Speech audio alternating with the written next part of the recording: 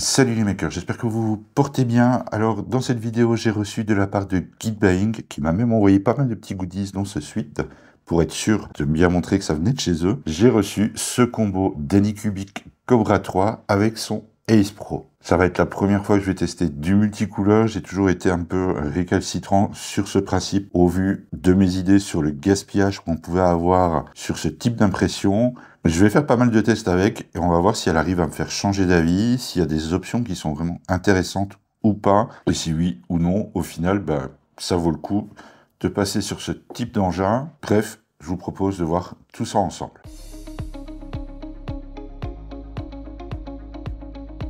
Maintenant, ce que je vais faire, c'est qu'évidemment, je vais tout sortir du carton. On va regarder rapidement un peu ce qu'il y a à l'intérieur. Mais en vrai, le carton, il n'est pas si grand que ça. Et je suis censé avoir dedans une imprimante et surtout le Ace, le 4 couleurs de chez Anycubic. J'espère qu'ils ne l'ont pas oublié parce que c'est pas grand, en vrai, au niveau du carton. Bon, je sors tout, je mets tout sur la table et puis je vous montre ça tout de suite. Voilà, j'ai tout mis sur la table et franchement, déjà, je m'attendais à avoir beaucoup plus de choses à faire. Elle est pratiquement montée. Enfin, en tout cas, niveau châssis, il n'y a pas grand chose à faire. Il y aura juste ici donc l'écran. Là, seul support, je suppose pourquoi elle est toute seule. Donc déjà ça, hop, on met ça de côté. Ici, le petit élément de la purge.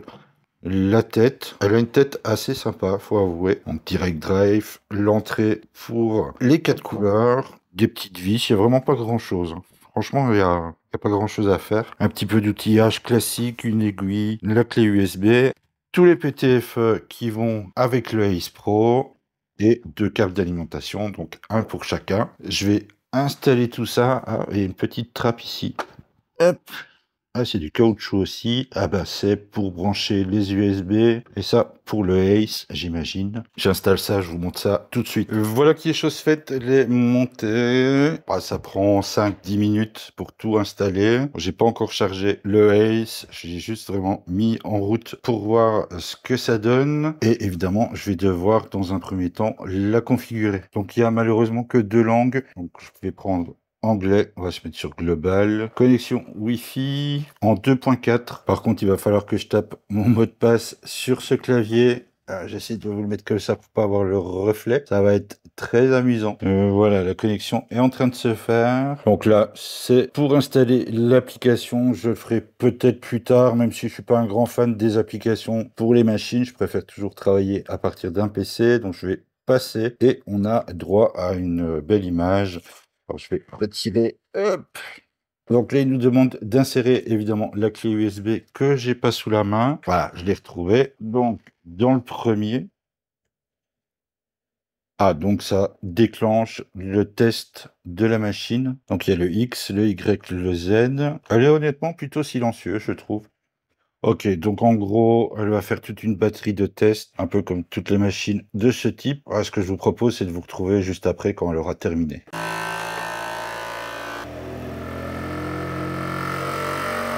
A few moments later. Voilà qui est chose faite. Elle a terminé tous ses tests et j'en ai profité pour la mettre à jour. Alors, sachez que la machine se met à jour, mais le Ace aussi. J'ai déjà été chercher 4 bobines un peu au hasard pour mettre dedans. Mais du coup, hop, petite chose plutôt bon à savoir, c'est que là, du coup, on l'a en français, ce qui va être beaucoup plus simple. Maintenant, on va pouvoir regarder comment on charge le Ace. Sachez aussi qu'on peut en brancher un deuxième. Ça peut vous faire jusque 8 couleurs. On peut sécher le filament, continuer le matériel. Alors ça, c'est une option qui va beaucoup m'intéresser, plus même que les 4 couleurs sur un objet. C'est de lancer un print sans me tracasser de savoir si j'aurai assez sur la bobine. Donc là, je vais tenter de tout simplement de mettre du filament à l'intérieur pour voir comment ça réagit, comment il faut faire.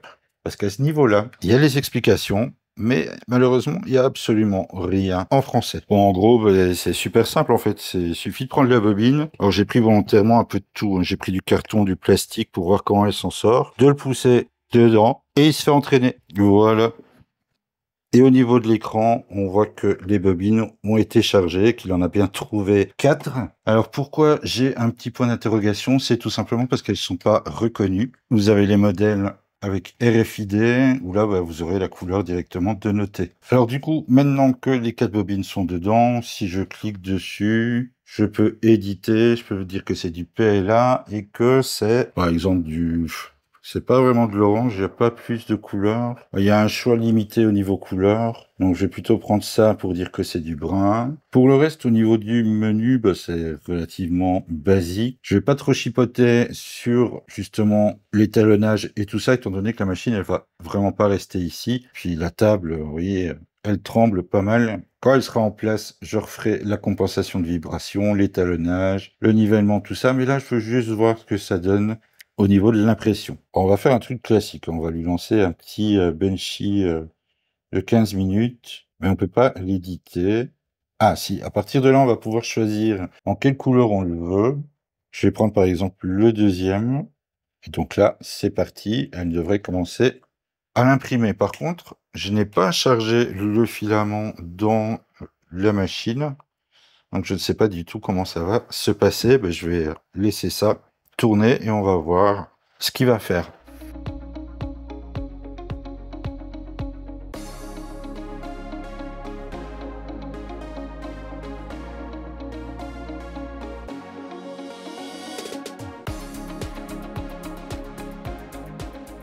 Bon, évidemment, il a fallu que je tombe en panne de batterie lors du premier print, mais bon, c'est pas trop grave, c'était un Benchy, c'est pas non plus le print de l'année. Ça va me permettre de passer directement au niveau du slicer et de vous en parler un petit peu. Alors, celui que vous voyez ici à l'écran, c'est celui de base qui a été fait par Anycubic et on va pratiquement le zapper tout de suite et je vais vous dire pourquoi. Tout simplement parce qu'ils en ont fait un autre que vous allez normalement pour les plus habitués reconnaître assez facilement, mais je vous montre quand même celui-là parce que de base, il a l'air très simple à utiliser. Malheureusement, il est buggé. Alors, comment je m'en suis rendu compte? En lançant quelques prints avec, je m'amuse dans un premier temps, je vais vous le montrer quand même, à faire des petits échantillons comme ceci de mes filaments. Et par défaut, bah, comme vous le voyez, la pièce elle est au centre, sauf que une fois imprimée, comme pas mal de machines en vrai, elle n'est pas réellement centrée. J'ai essayé de le corriger, il y a une fonction qui se trouve dans les paramètres de l'imprimante pour justement rectifier ce petit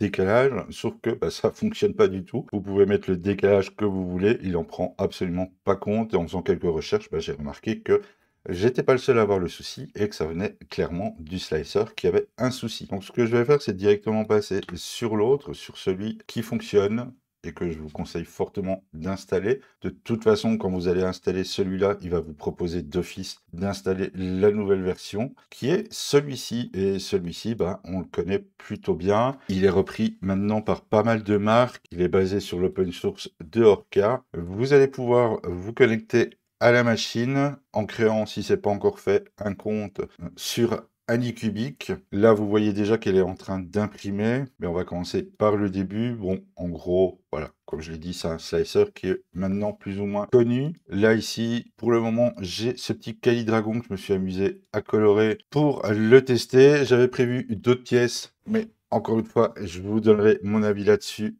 à la fin. C'est plutôt dans l'ensemble, simple à faire, vous sélectionnez votre pièce, vous avez le petit seau ici, vous choisissez la couleur que vous voulez appliquer et vous avez différents outils, soit un cercle, voilà, partout où vous passez, hop, ça peint la couleur. Vous avez ici l'espèce de sphère qui va vous permettre d'aller chercher des petits creux par triangle. Encore une fois, il faut aller vraiment tout près, donc c'est vraiment pour aller peindre les petites facettes. Et celui-ci qui est censé pouvoir fonctionner selon les pièces, mais bon, là, il faut un petit peu plus jouer avec la taille et autres, et ça va aussi dépendre principalement de comment a été fait l'objet. Une fois que c'est fait, évidemment, vous pouvez le slicer tranquillement et vous aurez ici à droite ce que va utiliser la machine selon les couleurs. Donc vous aurez le poids, la tour, donc la tour qui se trouve ici, le total à chaque fois pour chaque couleur, le total général, le nombre de changements. Donc là, il va effectuer 137 changements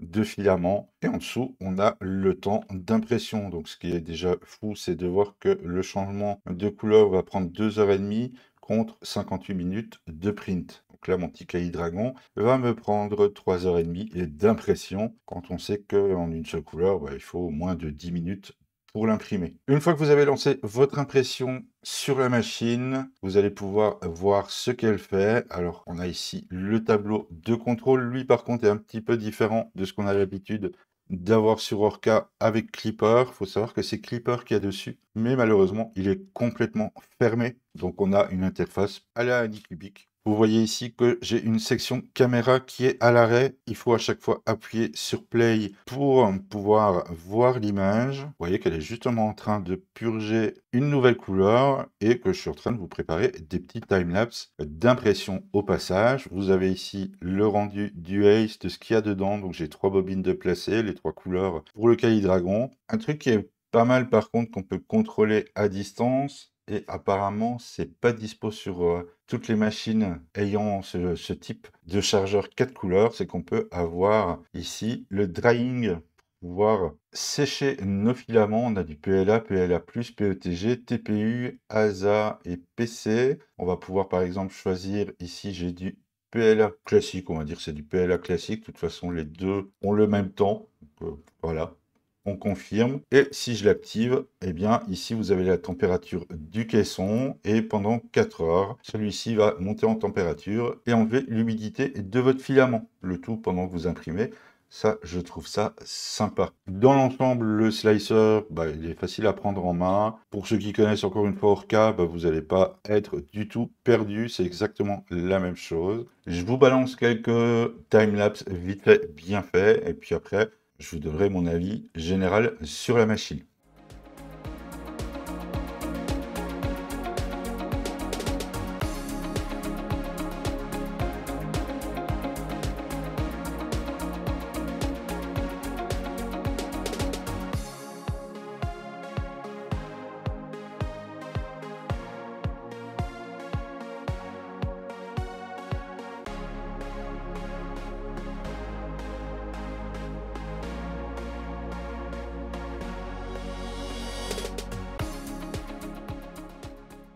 Voilà, on arrive à la fin de cette vidéo. Je vais pouvoir conclure et vous donner un petit peu mon ressenti par rapport à cette machine. Alors, je vous le dis tout de suite, je vais faire aucun comparatif par rapport à une autre machine qui est plutôt pas mal connue aussi, hormis peut-être au niveau du prix, mais niveau qualité, étant donné que je n'ai pas l'autre marque, je peux pas du tout vous dire si elle est meilleure ou pas. Je vais tout simplement vous donner le ressenti que j'ai eu par rapport à cette machine. Alors, comme à chaque fois, il y a du bon, il y a du mauvais dans ce type d'imprimante. Dans les imprimantes, en général, elles sont jamais parfaites. Je vais commencer par le pire de tout. C'est le câble management, les PTFE, les 4 PTFE qui passent ici au-dessus, ce câble orange. Ouais, c'est juste horrible. J'aurais préféré avoir la gestion des 4 couleurs donc dans leur Ace, ne ressortir qu'avec un PTFE et arriver directement à la tête à la place de ce truc-là. À côté de ça, je peux peut-être comprendre qu'il soit parti sur cette idée-là, étant donné que si on veut brancher un deuxième Ace, il se branche ici au premier et il va falloir amener les 4 couleurs sur l'autre. Mais bon, là comme ça, je vous avoue, j'ai pas encore fixé les petites attaches. Ça fera peut-être un petit peu plus propre, mais comme je la déplace un petit peu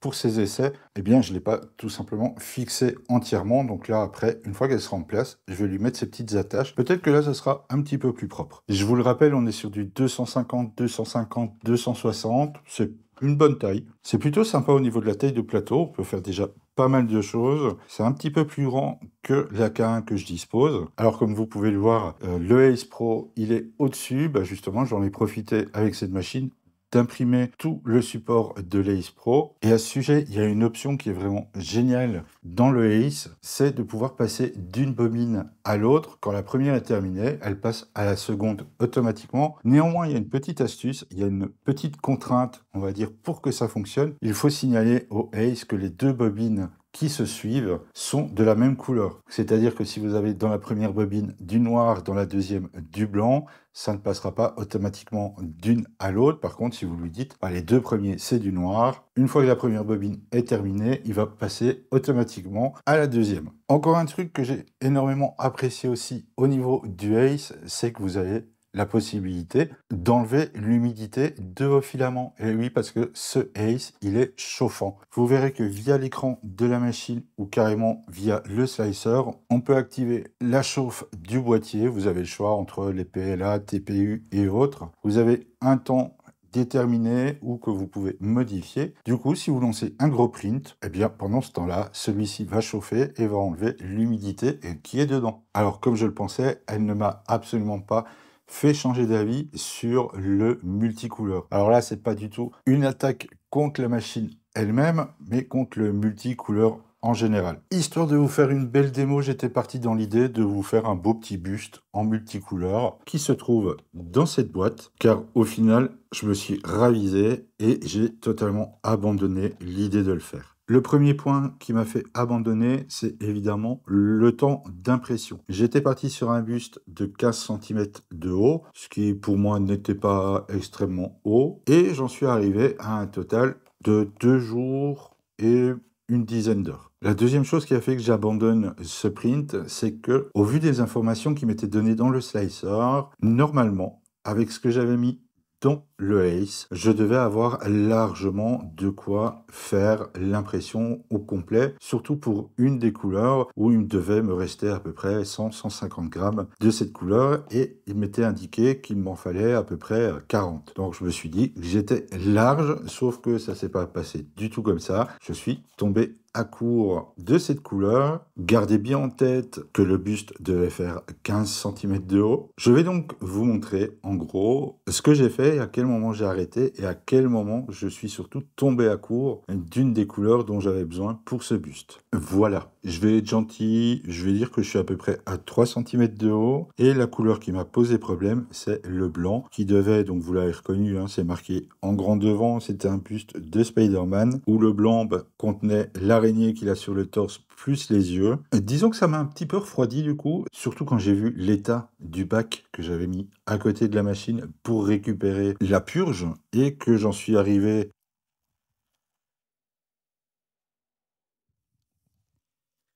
à ceci, où en fait, je peux voir que mon blanc majoritairement est passé là-dedans. Et évidemment, il ne faut pas oublier aussi la tour de purge qui était à côté. Donc, pour vous donner une idée, j'ai à peu près ici 170 grammes de purge. La tour, elle fait 17 grammes et il en a imprimé pour mon buste à peu près 28 grammes. Malgré tout, je me suis dit que je voulais quand même essayer de faire quelque chose en multicouleur, quelque chose de beaucoup plus petit. Et du coup, je me suis fait un petit Calidragon pour le rajouter dans mon étagère en simplement 3 couleurs. Le brun, le rouge et l'orange. Et là, pareil, il y a beaucoup trop de purge. J'ai à peu près 150 grammes de purge, 12 grammes pour la tour et 5 grammes pour mon dragon. Alors je sais, il y en a qui vont me dire oui, mais il faut en faire plusieurs sur le plateau, c'est plus rentable. Je suis entièrement d'accord avec vous, mais il faut en faire quelque chose. Je me voyais mal avec une vingtaine ou une trentaine de petits calidragons comme celui-là. Moi, je voulais juste en faire un. Alors, soyons d'accord, je ne suis clairement pas la cible de ce genre de truc. Je ne fais pas partie de ceux qui vont avoir besoin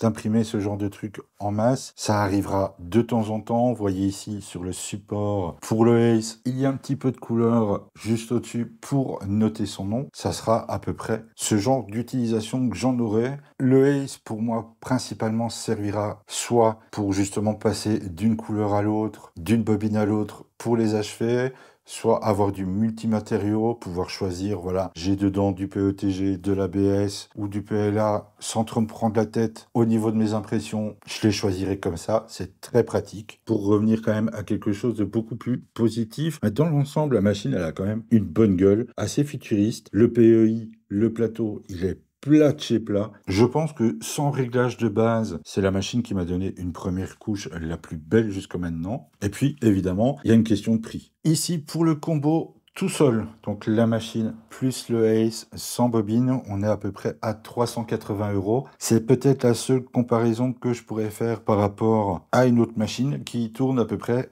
aux alentours de 500 €. Alors, je suis pas certain, mais d'après ce qu'on m'a dit, c'est ce prix-là tout seul. Et évidemment, n'hésitez pas à me dire dans les commentaires si je me trompe. Ici, c'est le combo avec du filament. J'ai reçu avec 6 kilos de filament, du high speed de Creality, mais il y a plusieurs packs. Et celui-là, au moment où je tourne la vidéo, il est à 459 €. Je trouve que le prix, ça vaut vraiment la peine. J'ai pour le moment encore eu aucun souci au niveau de la machine. Ce qui m'a le plus posé souci, c'est plutôt, par exemple, la bobine en carton où le filament était collé sur le bord, ce qui a bloqué évidemment le filament dedans. La machine s'est arrêtée tout de suite. Une fois débloquée, elle a repris l'impression nickel. Je vois même pas à quel endroit elle a repris. Aucun décalage. Je pense que pour ceux qui veulent faire du multicouleur ou même comme moi, du multimatériau ou se défaire des bobines sans trop se prendre la tête et qui n'ont pas spécialement le budget pour aller taper dans des machines type Bamboo Lab, eh bien, moi, je trouve qu'elle vaut vraiment la peine. Je vous mets évidemment